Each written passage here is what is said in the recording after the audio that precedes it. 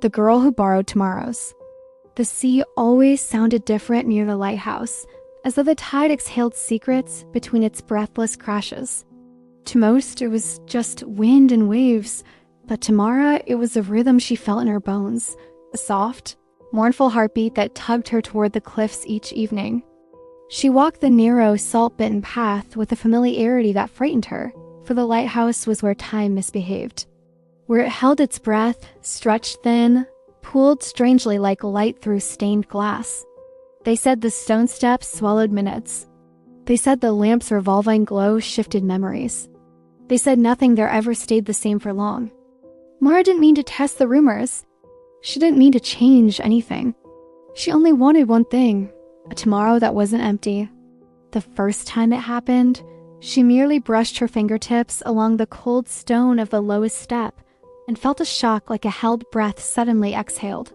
A warmth flared through her palm, flowing up her arm like liquid gold. The world flickered. Sound bent. The air hummed with faint, otherworldly vibration. And then she was no longer standing at the lighthouse. She was in her childhood kitchen, 8 years old again, watching her mother stir lemon cakes, humming off key. The sunlight poured through the window like honey, catching the dust in warm galaxies. She smelled vanilla, felt the cool tile under her bare feet, felt her mother's arm around her shoulder as though no years had passed at all. A sob tore from her lips. A tomorrow borrowed, a moment returned. But when the memory dissolved and she found herself back at the cliffs, the sky had darkened. An hour had slipped unnoticed.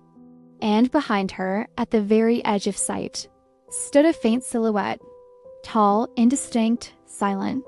She blinked. It vanished. She told herself it was nothing. Yet she returned the next night, and the next, and the next. Each time she touched the step, a tomorrow slid loose from her future and re-threaded itself into her past, letting her relive lost slivers of her mother, her childhood, her friend she'd failed to keep. She felt joy flood her like dawn, soaking into the hollows grief had carved out. But each return came at a price. The silhouette behind her grew clearer, a figure made of shadowed light, its edges trembling like a reflection on broken water. It didn't speak. It didn't touch. It only watched her with a stillness so absolute it felt carved from the quiet between heartbeats. She began walking faster on the way home. She avoided windows at night, but the figure followed, patient as winter. One dusk, Mara borrowed too much. She laid her whole palm on the step, desperate, aching for a day she never lived. Her mother's last birthday, the one she'd been too busy, too distracted, too grown to attend. Warmth surged, then twisted. Instead of cake and sunlight, she stood in a hospital corridor. Fluorescent lights buzzed overhead like angry bees. The air smelled of antiseptic and sorrow.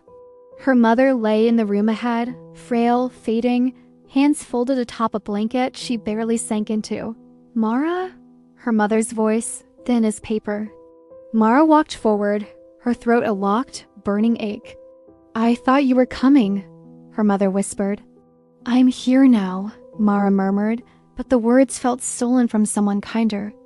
Her mother smiled, small, tired, luminous, and for a moment that hurt more than loss.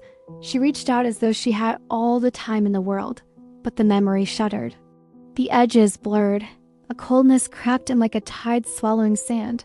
Suddenly, everything froze. Her mother's hand, the lights, the air itself. "You shouldn't have taken this one." The voice came from behind her, soft, resonant, shaped from the hush of centuries. Mara turned. The silhouette was whole now, a being neither male nor female, woven from shadows flickering with thin strands of starlight.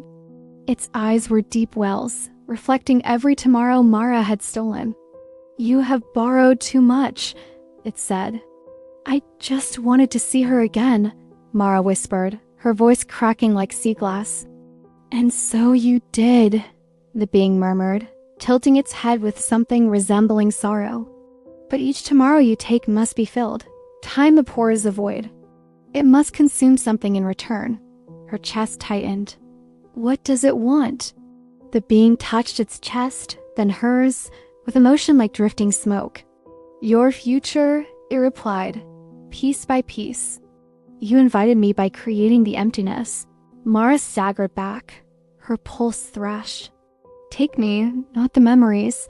The being's expression wavered, almost compassionate. You misunderstand. I am not here to harm you. I am here to become you, the version of you that no longer exists, for you have borrowed the days she needed to grow. Mara's blood ran cold. The being stepped closer, its form rippling like moonlight on deep water.